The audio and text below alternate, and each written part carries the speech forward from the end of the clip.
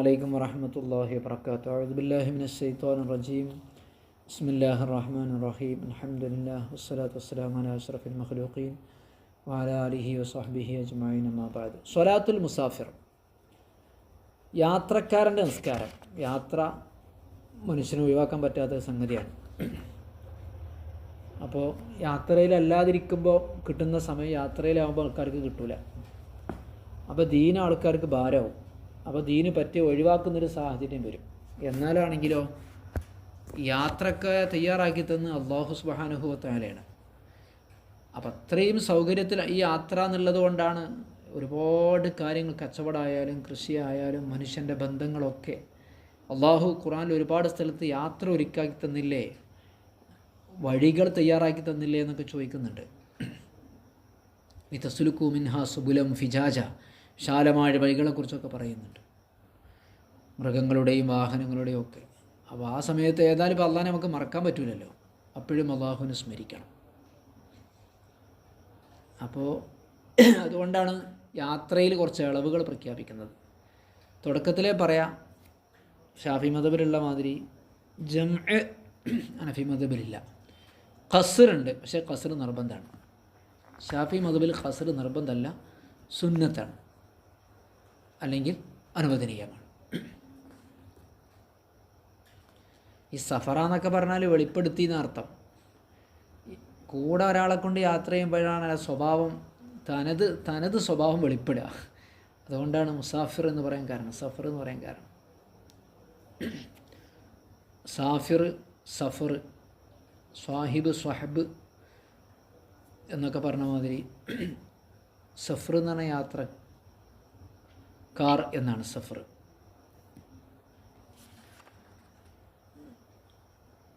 മുസാഫിർ എന്നാ പറയല്, മുസാഫിർ. പോട്ടെ.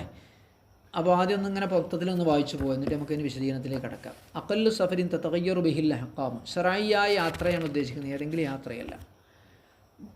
നിയമങ്ങൾ വ്യത്യാസപ്പെടുന്ന മിനിമം യാത്രയുടെ അകലം മസീറത്തു സലാസത്തി അയ്യാം, 3 ദിവസത്തെ യാത്രയാണ്. പഴയ കാലത്ത് അങ്ങനെയാണ്. ബിൻ അഖസരി അയ്യാം ഇസ്സനത്തി ബിസൈരിൻ വസത്തിൻ മാൽ ഇസ്തിറാഹത്തി, വിശ്രമിച്ചുകൊണ്ടും വിശ്രമിക്കേണ്ടയിടത്ത് വിശ്രമിച്ചുകൊണ്ടും ഒരു മധ്യരീതിയിലുള്ള സഞ്ചാരം.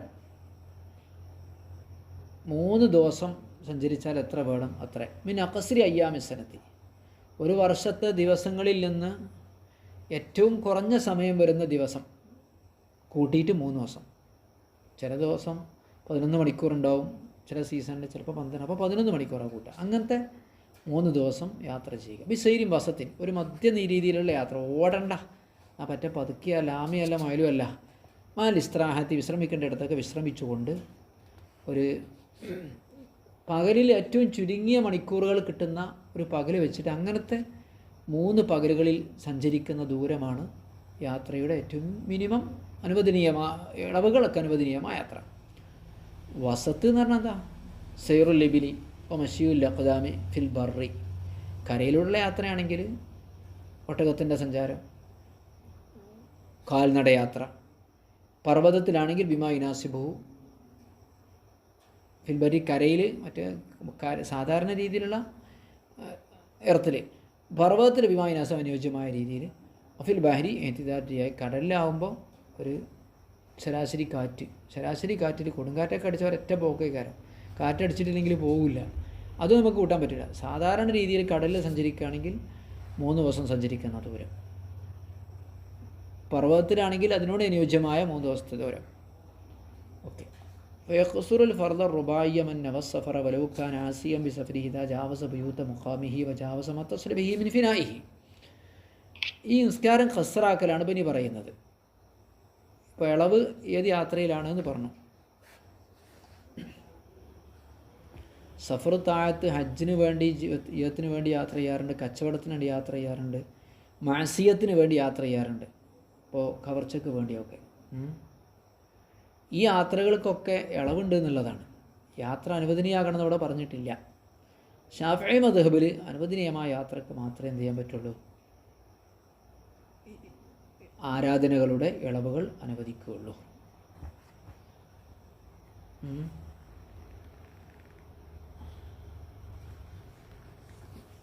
അപ്പോൾ ഏതൊക്കെയാണ്?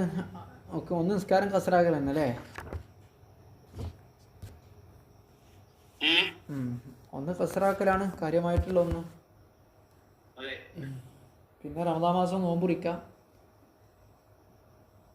ഹുഫ തടവ, ജുമാ നിർബന്ധം ഉണ്ടാവില്ല, രണ്ട് പെരുന്നാൾ നിർബന്ധം ഉണ്ടാവില്ല. പെരുന്നാൾ വാജിബല്ലേ നമ്മളെ മതബിലേ?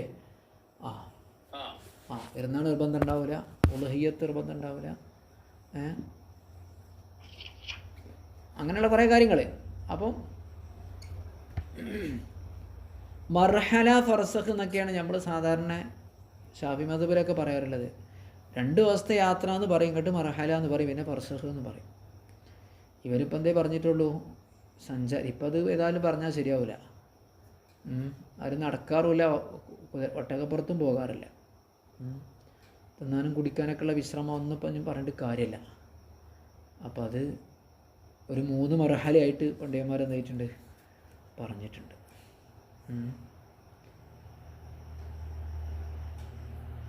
അല്ലെങ്കിൽ ഒരു 24 ഫർസഖായിട്ട്. ഒരു ഫർസഖ് എന്ന് പറഞ്ഞാൽ 16 കിലോമീറ്ററാണ് അത്രേ. അല്ല, ഒരു ഫർസഖ് എന്ന് പറഞ്ഞാൽ ഒരു 7 കിലോമീറ്റർ 6 കിലോമീറ്റർ ഒക്കെ ഉണ്ടാവുക. ടോട്ടല് 80 കിലോമീറ്റർ പറയുന്ന എനിക്ക് തോന്നുന്നു. അതിപ്പോ ഒരു സംഭവമാണത്. ഈ അനഫി മദ്ഹബിലെ പണ്ഡിതന്മാരൊക്കെ പറയല് 80 കിലോമീറ്റർ എന്നാണ് പറയല്, 70ൻ്റെ മുകളിൽ എന്ന് പറയാറുണ്ട്. എന്നിട്ട് 3 മർഹല എന്ന് പറയും ചെയ്യും. ഷാഫി മദ്ഹബിൽ 2 മർഹലയാണ്, അതും അതന്നെയാണ് 80 കിലോമീറ്റർ. അപ്പോൾ ഞാൻ കിതാബിൽ കണ്ടിട്ടുണ്ട് അനഫിയുടെ 3 മർഹല എന്ന് പറയുന്നത് ഷാഫികൾക്ക് 2 മർഹലയാണ്, അല്ലെങ്കിൽ ഷാഫികൾ പറയുന്ന 2 മർഹല അനഫിയിൽ 3 മർഹലയാണെന്ന് കിതാബുകളിലൊക്കെ രേഖപ്പെടുത്തി വെച്ചിട്ടുണ്ട്. അപ്പോൾ മർഹല കണക്കാക്കി കൊടുത്തുള്ള വ്യത്യാസമാണ്.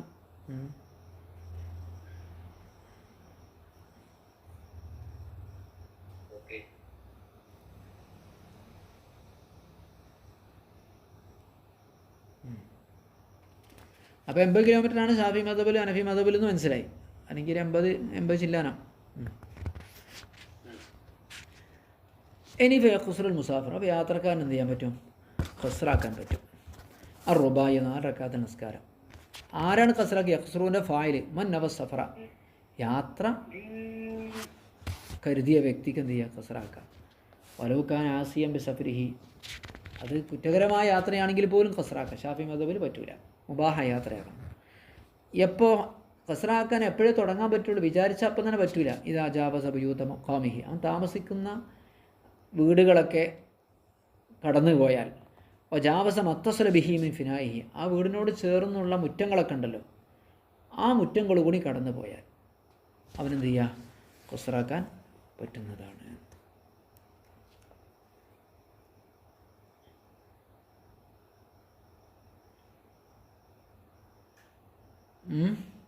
എന്താ സംശയമുണ്ടോ? അവിടുത്തെ താമസ സ്ഥലങ്ങളില്ലേ അവൻ്റെ ഗ്രാമത്തിലല്ലേ?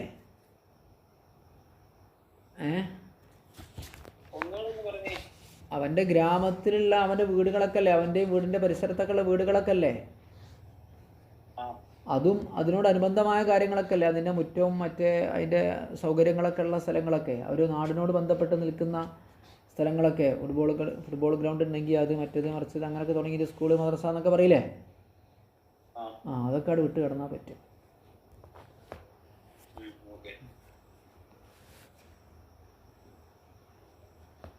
മത്തസ്വലബിഹി, അവൻ്റെ താമസ സ്ഥലത്തോട് ചേർന്ന് നിൽക്കുന്ന ഫിനായിഹി, മുറ്റങ്ങളൊക്കെ അല്ലേ, കുറേ വീടുകളൊക്കെ ഒന്നിച്ച് നിൽക്കിയേക്കാണ്, പിന്നെ അതിൻ്റെ മുന്നിൽ കുറേ മുറ്റമായിരിക്കും. അതേമാതിരി ആ പട്ടണത്തിൻ്റെ ചുറ്റുഭാഗത്തുള്ള വീടുകളൊക്കെ അല്ലേ താമസ സ്ഥലങ്ങളൊക്കെ, അതൊക്കെ അവിടെ വിട്ട് കിടക്കുക എന്നുള്ളതാണ്. ബാക്കി വൈൻ ഫസലൽ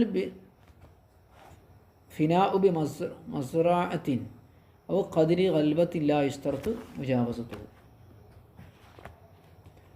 ഇനി ഫിനാവ്, ഈ മുറ്റം എന്ന് പറഞ്ഞാൽ ആ നാട്ടിൻ്റെ ആൾക്കാർക്ക് ബന്ധപ്പെട്ട് ഒരുമിച്ച് കൂടാനും മറ്റൊക്കെ ഉള്ളതാണ് മുറ്റം എന്ന് പറഞ്ഞാൽ, നമ്മളെ സാധാരണ വീടിൻ്റെ നേരെ മുറ്റത്തിനെ കുറിച്ചല്ല പറയുന്നത്, ആ നാടിൻ്റെ ഒരുമിച്ച് കൂടാനും മറ്റൊക്കെ ഉള്ള ഒരു പൊതുസ്ഥലങ്ങളൊക്കെ അല്ലേ, അത് പിരിഞ്ഞു നിൽക്കുന്നുണ്ട്. മസ്റാഅത്തിൻ, കൃഷി സ്ഥലം കൊണ്ടോ, അല്ലെങ്കിൽ ഔ ഫദാഇൻ, അല്ലെങ്കിൽ കൃഷിയല്ല ഒഴിഞ്ഞ സ്ഥലം, ഖദ്റ ഗൽബത്തിൻ, ഒരു ഖൽവത്തിൻ്റെ ഖൽവത്ത് എന്ന് പറഞ്ഞാൽ ഒരു 300 ചവിട്ടടി എന്നാണ്. 300 മുതൽ 400 അടി വരെയുള്ള ദൂരത്തിനാണ് ഖൽവത്ത് എന്ന് പറയാം. ഇത്ര ദൂരം പിരിഞ്ഞു നിൽക്കുന്നുണ്ടെങ്കിൽ ഇടയിൽ കൃഷിയുണ്ട്, അല്ലെങ്കിൽ ഒരു 300-400 അടി കഴിഞ്ഞിട്ടാണ് ഈ ഫിനാ ഉള്ളത്. ആളുകൾക്ക് ഒരുമിച്ച് കൂടാനും വർത്തമാനം പറയാനും വാങ്ങാനും വിൽക്കാനൊക്കെ ഉള്ള സ്ഥലമല്ലേ. അവിടെ ലായിസ്തറത്തും വിജാവസ്തു. എന്നാൽ പിന്നെ അതും കൂടെ മറികടക്കൽ ഷർത്തില്ല.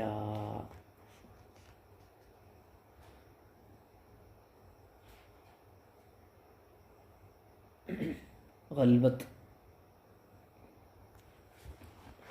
അടുത്തത് വൽ ഫിനാഉ. ഫിനാ എന്ന് പറഞ്ഞാൽ എന്താ?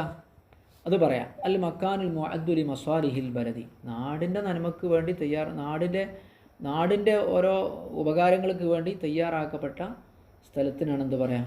ഖൽവത്ത് എന്ന്. അല്ല, ഫിനാ എന്ന് പറയാം. മുറ്റം എന്ന് പറഞ്ഞാൽ നമ്മളെ സാധാരണ വീടിൻ്റെ മുറ്റല്ല എന്നർത്ഥം. അൽ മക്കാനുൽ മുഅദ്ദുലി മസാലിഹിൽ ബലദി.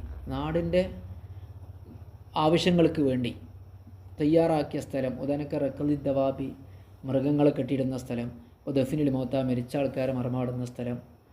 ഫുട്ബോൾ ഗ്രൗണ്ടാണെങ്കിൽ അതൊക്കെയാണ്. അതും കൂടെ കിടക്കണം നാടിനോട് ചേർന്നിട്ടാണെങ്കിൽ.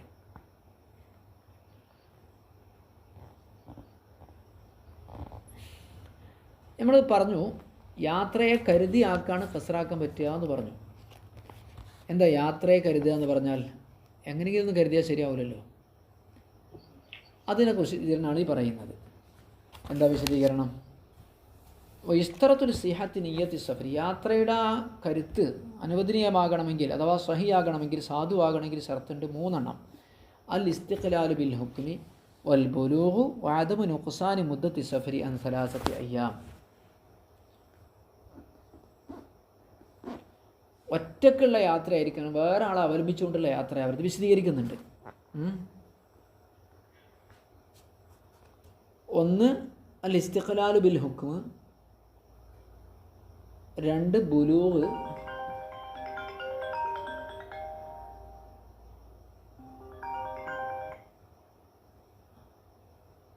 3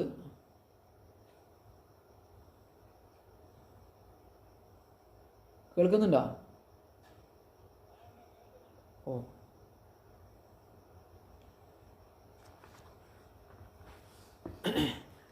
അതിനെക്കുറിച്ച് പറയുന്നുണ്ട്. സ്വന്തമായിട്ടുള്ള യാത്രയായിരിക്കണം, മറ്റൊരാളെ തുടർന്നുകൊണ്ടുള്ള യാത്രയാകരുത്. മറ്റൊന്ന് ബുലൂഗ് വേണം, പ്രായപൂർത്തി. 3 ദിവസത്തേക്കാൾ കുറയാൻ പാടില്ല. അതിൻ്റെ വിശദീകരണം കേട്ടോളൂ. ഫലാ യഖ്സുറു മല്ലം ഇജാബിസ് ഉംറാന ഖാമിഹി. നാടിലെ കെട്ടിടങ്ങൾ കഴിയാത്തവൻ, വിട്ടുകിടക്കാത്തവന് ഖസ്റാക്കാൻ പറ്റില്ല. നാട്ടിലെ ഉംറാൻ എന്ന് പറഞ്ഞാൽ കെട്ടിടങ്ങൾ, നാട്ടിലെ കെട്ടിടങ്ങൾക്കാണ് ഉംറാൻ, ഇമാറത്ത് എന്നൊക്കെ പറഞ്ഞാൽ. അത് കഴിഞ്ഞു കിടക്കാത്ത ആൾക്ക് ഖസ്റാക്കാൻ പറ്റില്ല. അല്ലെങ്കിൽ ഔ ജാവസ, അല്ലെങ്കിൽ അതൊക്കെ കഴിഞ്ഞ് പക്ഷേ വെക്കാന സുബിയൻ കുട്ടിയായിരുന്നു. ഔ താബിയൻ, അല്ലെങ്കിൽ അനുഗമിക്കുന്ന ആളായിരുന്നു. അല്ലെ മെൻബി മൊത്തബൂഹു അസഫറ, പക്ഷേ മൊത്തബൂ എന്തായിട്ടില്ല, യാത്ര കരുതിയിട്ടില്ല. താബി യാത്ര കരുതിയിട്ടുണ്ട്. അയാൾ ആരെയാണോ പിന്തുടരുന്നത് അയാൾക്കുള്ള മൊത്തബൂ എന്ന് പറയാം. അയാൾ യാത്ര കരുതിയിട്ടില്ല, അപ്പോൾ വരിക. അപ്പോൾ ഇസ്തിഖ്ലാലും ബി സഫർ ഉണ്ടാവില്ല. അയാൾക്ക് സ്വന്തമായിട്ട് സഫർ, മറ്റേയാൾ നിർത്തി അയാൾ നിർത്തേണ്ടി വരുമല്ലോ. കാരണം ഒന്നാമത്തെ ആൾ, മുന്നിൽ പോകുന്നയാൾ, ആരെയാണോ പിന്നാലെ പോകുന്നത് അയാൾക്ക് യാത്ര കരുതാത്തതുകൊണ്ട് അയാൾ നിർത്തേണ്ടി വരും. അപ്പോൾ ഇയാൾക്ക് സ്വന്തമായ യാത്രയല്ല. ഇസ്തിഖ്ലാലും ബിൽ ഹുക്മ്, അയാൾക്ക് സ്വന്തമായ യാത്രയായിരിക്കണം, മറ്റൊരാൾ അവലംബിച്ചുകൊണ്ടാവരുത്. സ്വതന്ത്ര യാത്രയായിരിക്കണം. കൽ മർഅത്തി മാ സൗജി, അതുപോലെ തന്നെ ഭർത്താവിൻ്റെ കൂടെയുള്ള ഭാര്യ. ഭർത്താവ് യാത്ര കരുതിയാലേ ഭാര്യയ്ക്ക് പറ്റൂ. വല്ല അബദിമായ മൗലാവു, യജമാനൻ്റെ കൂടെയുള്ള അടിമ.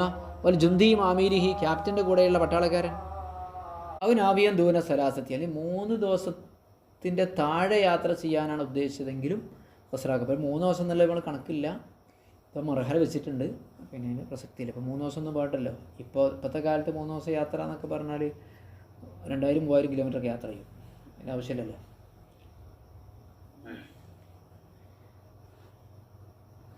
ഇനി അസുലും തബാവ് എന്ന് പറഞ്ഞില്ല. ഇപ്പോൾ ഭർത്താവിൻ്റെ കൂടെ ഭാര്യ പോവുകയാണെങ്കിൽ ഭർത്താവ് യാത്ര നിയത്ത് ചെയ്താൽ മതി, ഭാര്യ പ്രത്യേകം ചെയ്യണമെന്നില്ല. പക്ഷേ ഭർത്താവിന് അങ്ങനെ നിയത്തുണ്ട് എന്ന് ഭാര്യ അറിയണമെന്ന് മാത്രം. എനിക്ക് പറ്റില്ല, ഭാര്യയ്ക്ക് പറ്റില്ല. ഭാര്യയ്ക്ക് പറ്റണമെങ്കിൽ ഭാര്യ നിയത്ത് ചെയ്യണമെന്നില്ല, ഭർത്താവ് അങ്ങനെ നിയത്ത് ചെയ്തതെന്ന് കരുതിയാൽ മതി.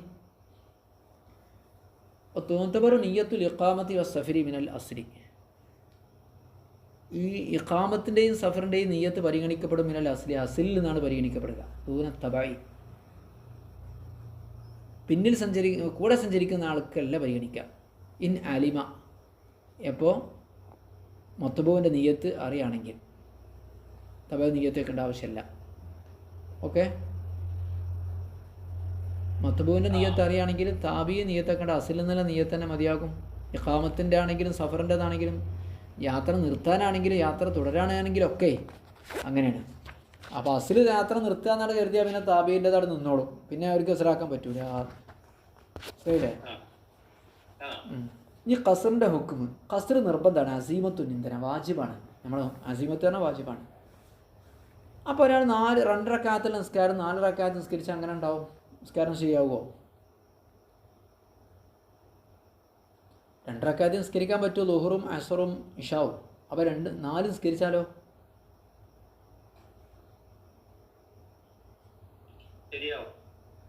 അങ്ങനെ ശരിയാവുക? നിർബന്ധമല്ലേ 2 റക്അത്ത് നിസ്കരിക്കൽ?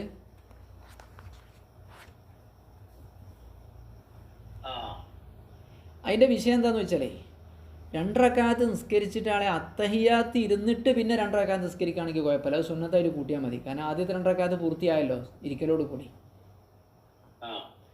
2 റക്അത്ത് നിസ്കരിച്ചു, അയാൾ ഇരുത്തൊന്നും ഉണ്ടായില്ല, അത്തഹിയാത്തൊന്നും ഉണ്ടായില്ല, അങ്ങനെ ആകുമ്പോൾ ശരിയാകില്ല. കാരണം അയാൾ 2 റക്അത്ത് പൂർത്തിയായില്ലല്ലോ, ഇരിക്കലോട് കൂടിയല്ല നിസ്കാരം 2 റക്അത്ത് പൂർത്തിയാവുള്ളൂ. ഇരുന്നതിന് ശേഷം 2 റക്അത്ത് നിസ്കരിക്കുകയാണെങ്കിൽ അത് സുന്നത്താവുന്നല്ലേ ഉള്ളൂ, ഫർദിലേക്ക് സുന്നത്തോടെയും കൂട്ടിയെന്നല്ലേ ഉള്ളൂ, അത് സുന്നത്തായിട്ടേ കൂട്ടുള്ളൂ, സലാം വീട്ടിയില്ലാന്നേ ഉള്ളൂ. 1 റക്അത്ത് അങ്ങനെയാണ് അതിൻ്റെ ഹുക്കം. വൈദാ തമ്മൻ അത്തമർ റുബായത്ത്, 4 റക്അത്ത് നിസ്കാരത്തെ ഒരാൾ 4 റക്അത്ത് നിസ്കരിച്ചാൽ കാതൽ ഖുഊദൽ ഒന്നാമത്തെ ഇരുത്തം ഇരിക്കുകയും ചെയ്താൽ സ്വഹത്തു സ്വലാത്തു, നിസ്കാരം സ്വഹിയാണ്, പക്ഷേ കറാഹത്താണ്, സുന്നത്തും ഫർദൂനും കൂട്ടിക്കലത്തിന്. വൈല ഇരുന്നില്ലെങ്കിൽ ഫലാത്ത് സഹി ആകൂല. ഇനി സഹി ആകണമെങ്കിൽ എന്ത് ചെയ്യണം? 3 റക്അത്തിലേക്ക് എണീക്കുമ്പോൾ ഞാൻ യാത്ര അവസാനിപ്പിച്ചു എന്ന് കരുതണം. ഇല്ല ഇതാ നവൽ ഇഖാമ, യാത്ര അവസാനിപ്പിച്ചു എന്ന് കരുതിയാൽ ഒഴികെ ലമ്മാ ഖാമലി സാലിസ, 3 റക്അത്തിലേക്ക് എണീക്കുമ്പോൾ പിന്നെ പ്രശ്നമില്ലല്ലോ, അയാൾ 4 റക്അത്ത് നിസ്കരിക്കണമല്ലോ അയാൾ. ഇതാണ് ഹുക്കം.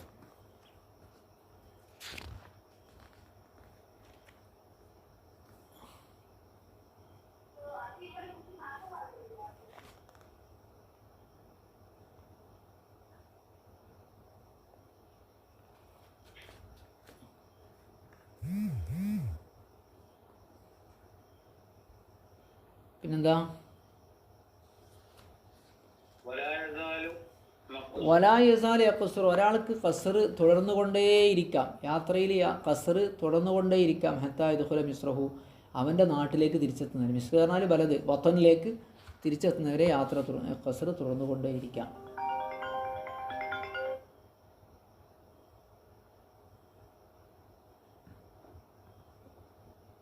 ഓക്കെ, മനസ്സിലാവുണ്ടോ?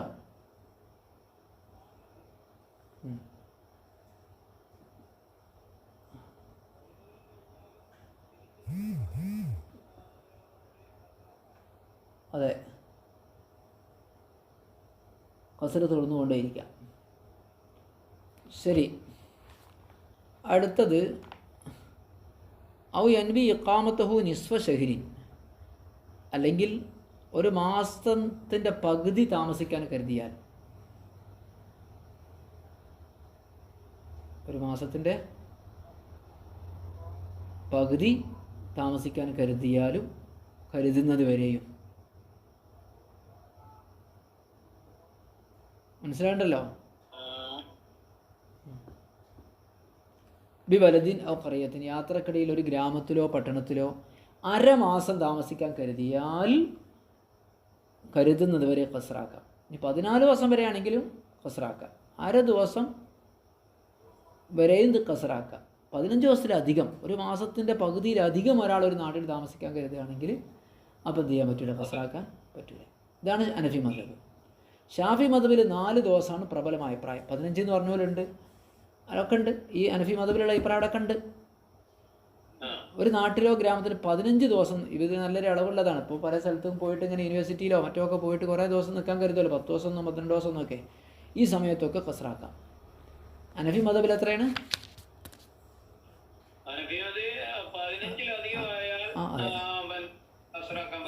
ഷാഫി മദ്ഹബിലോ? ഷാഫിയിലെ എനിക്കറിയില്ല. 4 ദിവസം. അങ്ങോട്ട് ചെല്ലുന്ന ദിവസം കൂട്ടണ്ട, പോരുന്ന ദിവസം കൂട്ടണ്ട. അല്ലാതെ 4 ദിവസം പൂർണ്ണമായിട്ട് അവർ നിൽക്കാൻ ഉദ്ദേശിക്കുകയാണെങ്കിൽ പിന്നെ ഖസറാക്കാൻ പറ്റില്ല. 4-ൽ കുറച്ചാണെങ്കിലേ പറ്റുള്ളൂ. ഓ ഖസ്റൈ നവ അക്കല്ല മിൻഹു, അതിനേക്കാൾ കുറഞ്ഞ ദിവസമാണ് കരുതിയെങ്കിൽ ഖസ്റാക്കാം. ഔലം യൻവി, അല്ലെങ്കിൽ ഒന്നും കരുതിയില്ല. അപ്പോൾ ബക്കിയ സിനീന, വർഷങ്ങളോളം അവിടെ തന്നെ നിന്നാലും ഖസ്റാക്കാം. നമ്മളത് 18 ദിവസം വരെ മാക്സിമം പറ്റുള്ളൂ. ഷാഫി മദ്ഹബിൽ 18 ദിവസം വരെ പറ്റുള്ളൂ. നമ്മുടെ മദ്ഹബിൽ ഒരാളൊന്നും കരുതാതെ എന്ത് ചെയ്തു, ഇത് വർഷങ്ങളോളം ഒരു സ്ഥലത്ത് നിൽക്കാൻ കരുതിയാലും അയാൾക്ക് എന്ത് ചെയ്യാൻ പറ്റും? നാളെ പോകണമെന്ന് കരുതും, അല്ലെങ്കിൽ അടുത്ത വെള്ളിയാഴ്ച പോകണമെന്ന് കരുതും, അല്ലെങ്കിൽ അടുത്ത ആഴ്ച പോകണമെന്ന് കരുതും. അങ്ങനെ എപ്പോഴാണെന്ന് തീരുമാനിച്ചിട്ടില്ല, എത്ര ദിവസമാണെന്ന് തീരുമാനിച്ചിട്ടില്ല, ഒന്നും കരുതിയിട്ടില്ല. നാളെ പോകണം എന്നയാൾ കരുതിയിട്ടില്ല. നാളെ ശരിയാണെങ്കിൽ നാളെ പോകണം, മറ്റന്നാളാണെങ്കിൽ മറ്റന്നാൾ എന്ന രീതിയിലാണുള്ളത്. മഹാനായ അല്ല, ഗൾഫിൽ പോരുന്ന ആൾക്കാർ ഇപ്പോൾ എന്താ ഒരു 15 ദിവസത്തിലധികം നിൽക്കാനൊരു തീരുമാനിച്ചിരിക്കണല്ലോ. അല്ലാതെ കരുതാക്കൂലല്ലോ. അല്ലാതെ പോയി ടിക്കറ്റ് എടുത്ത് ഇങ്ങോട്ട് പോരാന്ന് ആരും കരുതൂലല്ലോ.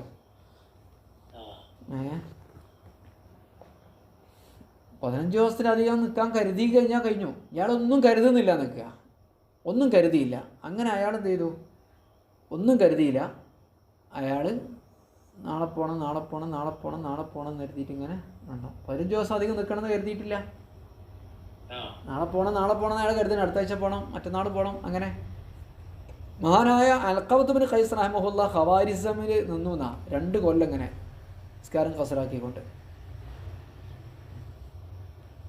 എന്നാണ് ഇപ്പോൾ തഹ്താവിയിൽ പറയുന്നത്. ഇൻഷാ അല്ലാഹ് ബാക്കി നമുക്ക് അടുത്ത ക്ലാസ്സിൽ പറയാം. അല്ലാഹു സുബ്ഹാനഹു വ തആല നമ്മൾ പറഞ്ഞത് സ്വീകരിക്കട്ടെ. അൽഹംദുലില്ലാഹി അൽഹംദുലില്ലാഹി റബ്ബിൽ ആലമീൻ. അല്ലാഹു സ്വല്ലി അലാ സയ്യിദിനാ മുഹമ്മദിൻ വഅലാ ആലി സയ്യിദിനാ മുഹമ്മദ്.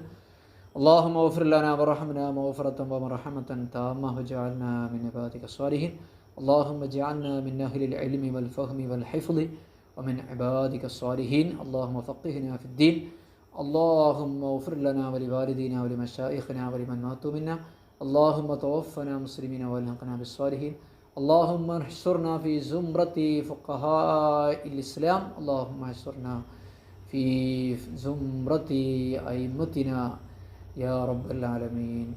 ربنا آتنا في الدنيا حسنة وفي الآخرة حسنة وقنا عذاب النار. ربنا تقبل منا إنك أنت السميع العليم وتب علينا إنك أنت التواب الرحيم. آمين برحمتك يا أرحم الراحمين. صلى الله وسلم على سيدنا محمد وآله وصحبه أجمعين. والحمد لله رب العالمين. صلى الله على محمد صلى الله عليه وسلم. صلى الله على محمد صلى الله عليه وسلم. اللهم صل على محمد يا رب صل عليه وسلم.